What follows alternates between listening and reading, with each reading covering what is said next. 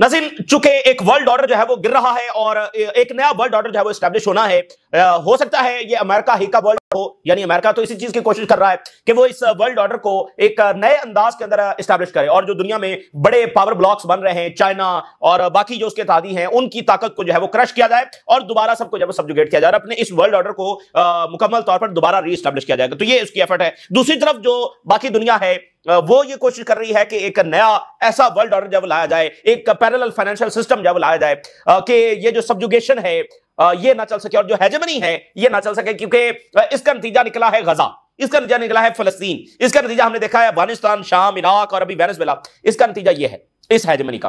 तो जब तक ये एक नया सिस्टम एस्टैब्लिश हो नहीं जाता और ये पता नहीं कौन कौन से क्राइसिस से गुजरेगा, कितने साल इसमें लग जाएंगे, कि ये भी पॉसिबल है, इसका भी खतरा है कि हम इस दरमियान एक आलमी जंग से गुजरे, हो सकता है ना गुजरे, बाकी जंगें चलती रहे लेकिन बरह रास्त चाइना रशिया की अमेरिका के साथ जंग ना हो, ये भी पॉसिबिलिटी है, लेकिन होने के खतरात भी हैं। तो जब तक ये क्राइसिस है तो तब तक क्या है कि एक दिन सूरत हाल एक है, दूसरे दिन सूरत हाल दूसरी है। सूरत हाल को मुकम्मल प्रिडिक्ट नहीं किया जा सकता, हतमी अंदाज के अंदर नहीं कहा जा सकता कि ये मामला ऐसे हल हो गया है। तो कोई भी मामला जो है वो उसमें कोई बेहतरी आ सकती है, कहीं पर कोई पॉज आ सकता है, लेकिन कोई भी मामला जो है वो हतमी अंदाज में और एक पीसफुल अंदाज में, एक कंप्रीहेंसिव अंदाज में हल नहीं हो पा रहा है। तो इसलिए गजा, गजा से लेबनान, लेबनान से शाम, शाम से वेस्ट बैंक, वेस्ट बैंक से यमन और यमन से ईरान। सूरत हाल क्रूशल है, कंप्लेक्स है, डीप कंस्पिरेसीज यहां पर रीजन में है, रीजन बड़ी जंगों के दहाने पर खड़ा है।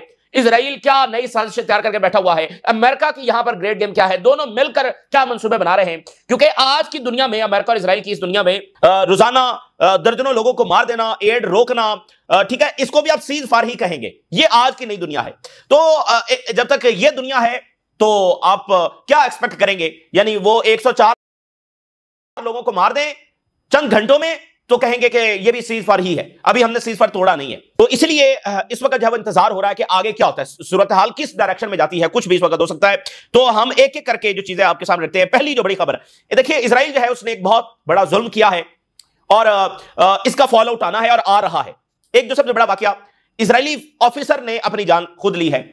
जो कुछ इस वक्त इजराइल के अंदर हो रहा है ये पूरी दुनिया में किसी भी मुल्क के अंदर नहीं हो रहा है। एक मॉरल कोलैप्स इस सोसाइटी का हो चुका है और उसके असरात है, और इजराइल बहुत ज्यादा इसको छुपाने की कोशिश कर रहा है। हालांकि ओवरऑल उसका नैरेटिव यह है कि वो एक चूजन पीपल है और चूजन पीपल की हालत यह है कि हर रोज दूसरे दिन तीसरे दिन वहां पर कोई ना कोई फौजी अपनी जान ले रहा है। इतना बड़ा आप कह ले कि ट्रॉमा, यानी दुनिया के किस मुल्क के अंदर ऐसा हो रहा है। देखिए वेस्टर्न गवर्नमेंट जो है उन्होंने इजराइल को सपोर्ट किया, क्या वेस्टर्न लोगों ने भी, वेस्टर्न सोसाइटी ने भी इजराइल को सपोर्ट किया? नहीं, उन्होंने जो सही बात है उसको सपोर्ट किया।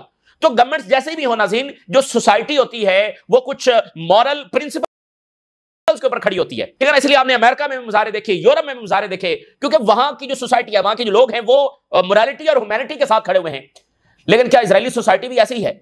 इजरायली सोसाइटी ने तो नेतन्याहू को अप्रिशिएट किया और उन्होंने कहा कि बिल्कुल गजा पर बॉम्बिंग होनी चाहिए, और जब कुछ 2-4 ट्रक्स भी जा रहे होते थे गजा में तो वो तो आगे आकर खड़े हो जाते थे कि ये 8 ट्रक्स जो है हम गजा में नहीं जाने देंगे। यानी जिस सोसाइटी का इतना मॉरल कोलैप्स हो चुका हो तो वो सस्टेन नहीं कर सकती है। तो अब आप देखेंगे इतना बड़ा ये डीप क्राइसिस है, इजराइल की जड़ों में बैठा हुआ ये क्राइसिस है, वो इसको रोक नहीं पा रहे हैं।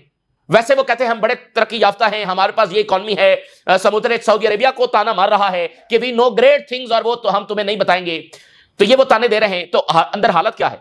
हालत उनकी ये हुई पड़ी है, ठीक है। तो ये सोसाइटी जो है इसने बहुत कुछ किया है, तो इस एंटिटी ने जो कुछ कर दिया है, जमीनी निजाम भी इसको आ लेंगे और सबसे बढ़कर जो आसमानी निजाम है वो भी इसको जो वो आ लेगा। और मैं एक चीज आपको और बता दूं, ओवरऑल आपको ये नजर आते हैं ना कि इनकी हर चीज के ऊपर पकड़ है, ये सबको अपने शिकंजे में लिए हुए हैं, ये जनाब इधर भी जंग लड़ रहे हैं, उधर भी हमले कर रहे हैं, सबको इन्होंने काबू में किया हुआ है, ठीक है, ये नजर आता है और ये चीजें होंगी।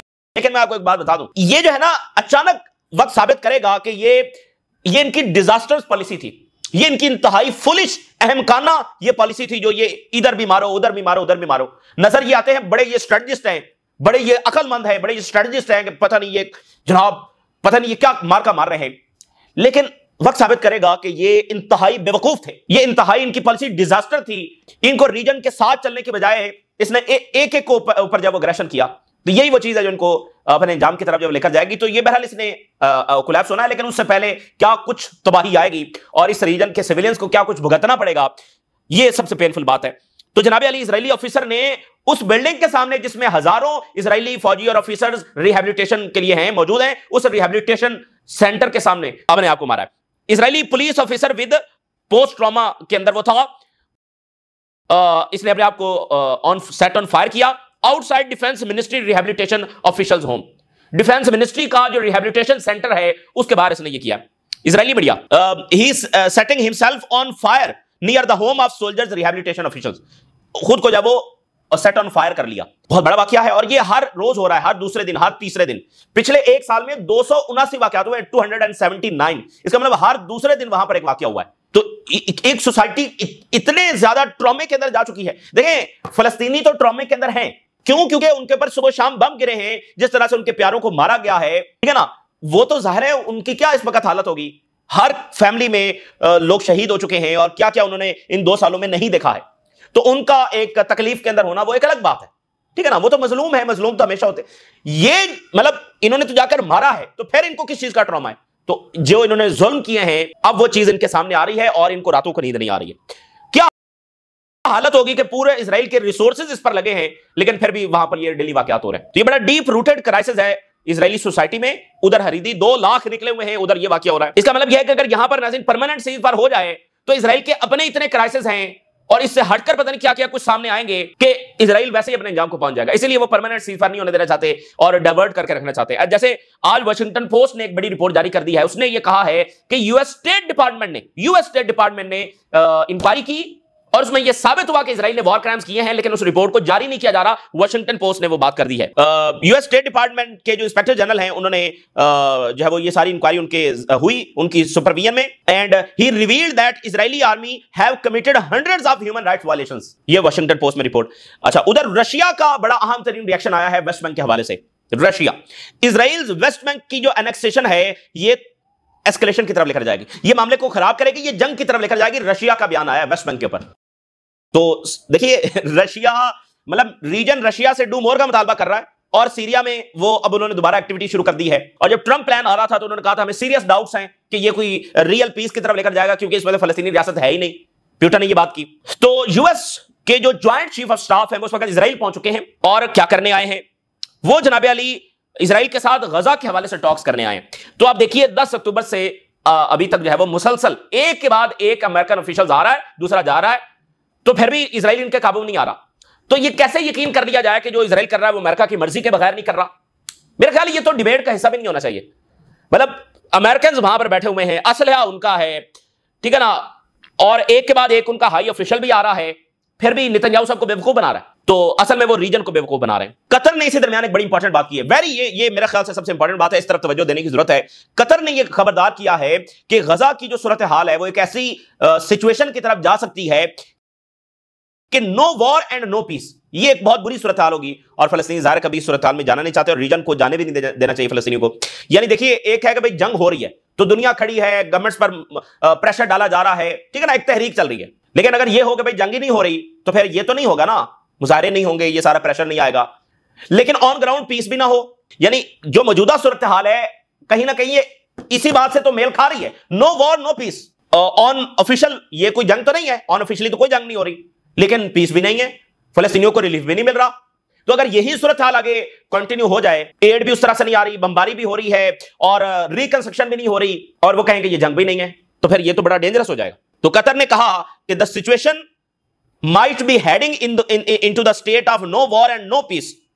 एक ऐसी आउटकम जिसे कतर बिल्कुल नहीं चाहता कि ये आउटकम निकले, और अमेरिका भी ये वाली सूरत हाल उसके लिए सूटेबल होगी, नो वॉर नो पीस वाली, क्योंकि वो फलस्तीनी रियासत में इंटरेस्टेड नहीं है।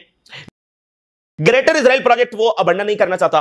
तो ग्रेटर इजराइल इस वक्त इजराइल की तमाम तर जेनोसाइड के बावजूद बन नहीं सका, तो वो जितना फेवर इजराइल को कर सकते हैं इस तरह से कर रहे हैं कि फलस्तीनी रियासत भी नहीं बन रही। ठीक है, अगर ग्रेटर इजराइल भी नहीं बन रहा तो कोई ऐसी भी सूरत हाल नहीं है कि मामला फलस्तीनी रियासत की तरफ जा रहा हो, तो ये भी उनको सूट करता है। वो बस इस मामले को पॉज करना चाहते हैं, उनका बुनियादी कंसर्न ये है। तो इस तरह से ये मामला साइडलाइन हो जाएगा, ऐसी उनकी कोशिश होगी। तो उन्होंने कहा कि हमें रिकंस्ट्रक्शन की तरफ जो है जाना चाहिए और रिकंस्ट्रक्शन एंड फॉर्मली जो है वो पीस की कोशिश जो करनी चाहिए। This is what will significantly shift the whole process from war to the day after.